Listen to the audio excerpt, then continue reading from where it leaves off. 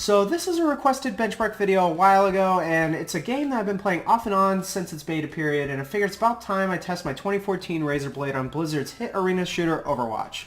So I have been playing this game off and on both Xbox and PC since its beta release, and it's a game that Blizzard has their very unique artsy style on top of it, like that what they have for a lot of their games, so it doesn't seem like it would take a lot to run this game, so I wanted to put it to the test. And I'm going to be running my traditional benchmark tests, and if you're familiar with any of my other videos, you'd see that this is very similar, and if you want to check out some of the other ones, I'll put a link to the playlist in the top right now.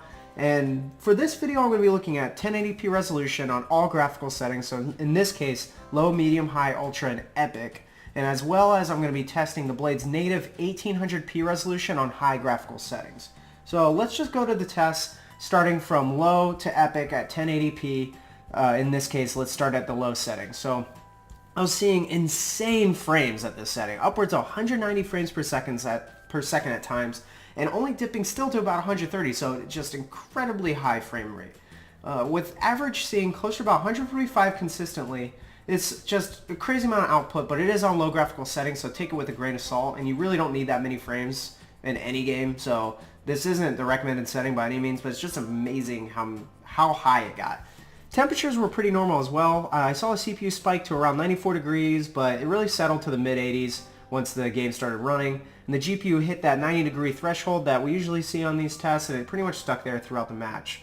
Of note about the graphics, like I said, Blizzard does have a very unique style that caters to those that may not have a system that can run games at these really high settings, but they still want to have a pretty game. So just as an aside, Overwatch definitely has that, and it's appreciated for older hardware, definitely. So let's just move to medium graphics. Frames were a pretty big dip here, but completely expected compared to the last test, and it's still a high frame rate reaching about 90, dipping to around 66, but a good average of around 82 is what I saw. This is more of what you would think to experience, in my opinion.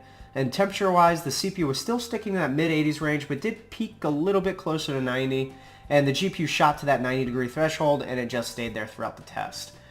Moving to high graphical settings, we're seeing a consistent dip, but then again, it's still around 80 frames, only dipping to below 60 at 59 frames per second with an average around 70, so it's still really good. It's a good frame rate, and you're getting a nicer graphical fidelity. Temperature-wise, inside the PC, I saw similar in my other tests, mid to high 80s, GPU just a few spikes here and there to around 93 degrees Celsius. Testing on ultra graphics, I did see a dip for frames, with the average hitting below 60, so around 55, the high getting to about 61 and the low hitting 50. With this setting, there is a smaller window of highs and lows for the average frame rate, and it was fairly consistent in the middle with the average that I saw. Temperatures were about identical, so CPU sticking mid-high 80s, and the GPU having a little more consistent spikes into the low 90s, so about 92-93 degrees Celsius, but the laptop was definitely getting hot.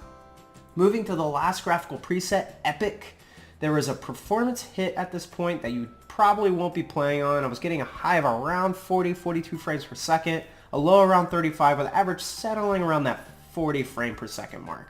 So on average, we were closer to the high that I was receiving during the match, but it's still pretty low performance on the highest graphical preset for 1080p resolution. Temperatures here, though, were actually a little bit cooler, with the CPU ranging high 70s to mid 80s, and the GPU sticking to that 90 degrees Celsius range. I think this here we're seeing a CPU bottleneck, as the chipset isn't getting nearly as hot consistently, and the performance reached a consistent low at this setting. So after testing all the settings on 1080p, I did want to see how the game fared on the default 1800p resolution that is present in the Razer Blade's QHD display. I decided to go for high settings, and I was pretty impressed with the results. With an average of about 55 frames per second, a high of 69 with a low of about 44, it's probably not the best you're going to get out of this laptop in high performance play, but at a higher resolution and still being able to play at high graphical settings, I was really surprised we were getting above that 60 and consistently close to that 60 frames per second mark. Temperatures here were similar as well. It's pretty similar to the high settings at 1080p. The CPU reached the mid to high 80 degree temperature, and GPU hitting that max 92-93 degree spikes that we were seeing before, but still mostly was close to that 90 degree threshold. Overall, I wasn't surprised the game ran well on the laptop, but still impressed all the same. For me, I like gaming at around 1080p resolution normally, but the laptop is perfectly capable at gaming at the native 1800p resolution. I would suggest dialing back to medium presets on 1800p if that's where you want to go with the resolution setting, but you could easily get away with high graphical settings at 1080p, no problem. So what do you guys think of the laptop's performance? Let me know in the comments how you felt about the test, how you felt about the performance. Are you using hardware similar running the game? And also, feel free, let me know in the comments any of the games that you might want to see if I can hook it up. There are some games that I don't have or I might be planning on getting or something like that, so please feel free to leave some suggestions in the comments. And as always, thanks for taking the time to check out this video, and I hope your day is beer and Skittles.